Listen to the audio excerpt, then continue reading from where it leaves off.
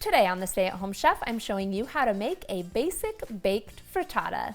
A frittata is an Italian-style baked egg dish that's similar to a quiche, but it has a different egg to fat ratio. Today, I'm going to show you the base recipe for a frittata and show you how to customize it with additional add-ins. You can see we have lots of different options today to add into our frittata. It's so fun. You can use whatever you like and mix and match to make your own combinations. I'm going to do a potato frittata, a bacon frittata, kind of a play on a BLT, and a veggie frittata. To make a frittata, you'll need a 10-inch oven-safe skillet, so you want to use either non-stick or cast iron. A 12-inch skillet is almost double the volume of a 10-inch skillet, so if you want to use a 12-inch and make a larger frittata, you'll need to double this recipe. If you don't have an oven-safe skillet, you can always try making it in a 9x9 baking dish or even a 9-inch deep dish pie plate.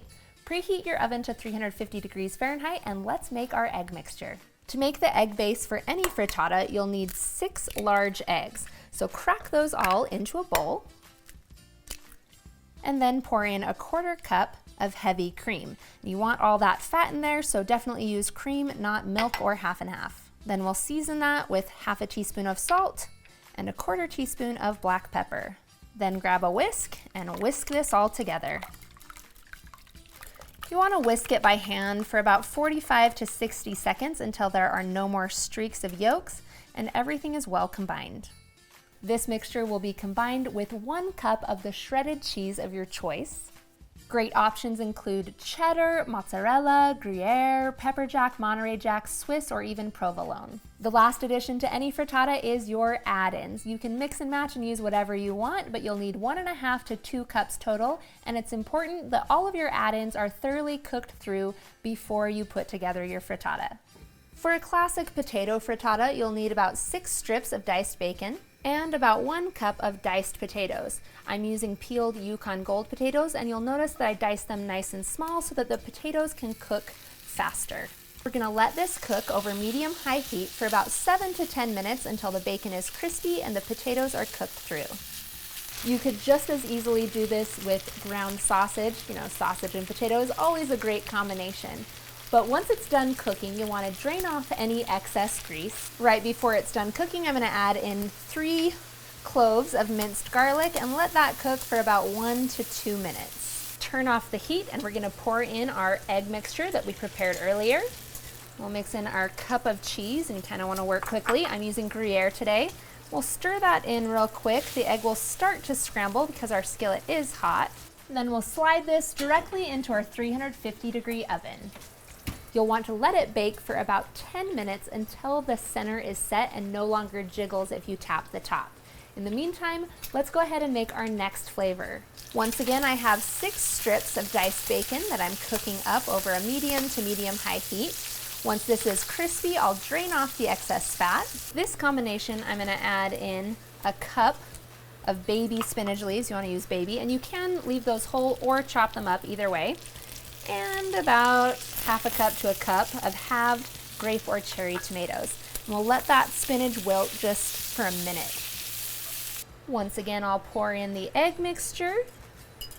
For this one, I'll toss in a cup of shredded cheddar cheese. Give that a quick stir to combine. And then we'll go ahead and swap that out with our potato omelet. For our last flavor, we're going to make an all-veggie frittata, which is always my personal favorite. Since we don't have any fat from bacon or sausage, you'll add in just a little bit of olive oil, about 1 tablespoon. Then I'll add in 1/2 cup of sliced mushrooms, 1/2 cup of diced red bell pepper, 1/2 cup of semi-thawed frozen broccoli florets. You want to use frozen, not fresh, because these cook faster. And about a 1/4 cup of diced red onion.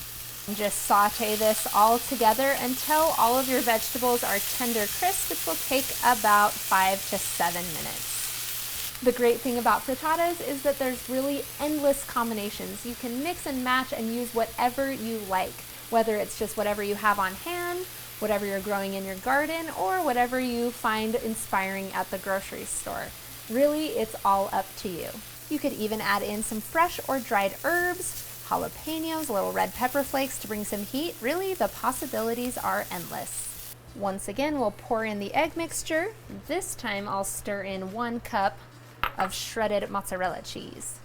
Let's take a look at our bacon frittata real quick and give you a close-up. You're looking to see if the eggs are set, so you can gently tap the top and you'll be able to feel if the eggs are still wet and whether or not they're cooked through. So we'll go ahead and swap these ones out and let our veggie frittata cook. But that's it, super simple, and now you should be able to make any flavor of frittata your heart desires. If you're using a 12-inch cast iron skillet, you'll want to double the recipe like I mentioned before, and you'll want to add an additional 5 to 10 minutes onto the cooking time.